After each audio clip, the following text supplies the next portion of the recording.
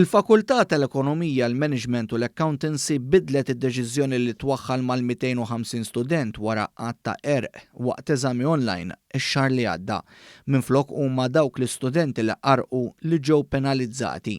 Dan il-każ kien qajjem wara li sar magħruf li waqt eżami tal-ewwel sena għal studenti li jistudjaw biex jiksbu baċellerat kien hemm konverzazzjoni għaddejja bejn l-istudenti jitolbu għat-tweġibiet għal mistoqsijiet tal-eżami matematiku.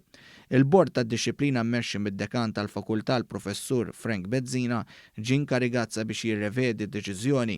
Il-membri l-oħra tal-Bord kienu l-Viċi Dekan, il-Professur Vincent Kassar u rappreżentant tal-istudenti Zejn Camilleri. Dawk l-istudenti kollha li kienu involuti fiċ-ċett ingħataw id-dritt tal-smigħ billi setgħu jiġġustifikaw il-parteċipazzjoni tagħhom fiċ-ċett. B'hekk il-Bord tad-Dixxiplina seta' jiddetermina l-livell ta' involviment ta' kull student. Fil-każijiet fejn irriżulta li l-istudenti ftehmu bejniethom, il-Bord għamel twissija formali kontra din l-imġiba inaċċettabbli. Dawk l-istudenti li ngħataw twissija ġew ukoll penalizzati billi l-marki oriġinali tagħhom tnaqqsu skont il-gravità tal-kollużjoni tagħhom.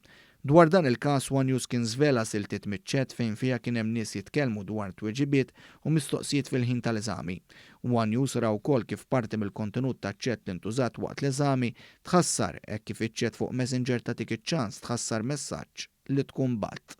Studenti li oriġinarjament intlaqtu għaliex kienu se jeħlu issa jidher li huma kuntenti bid-deċiżjoni riveduta hekk kif issa mal-ħażin ma weħilx it-tajjeb.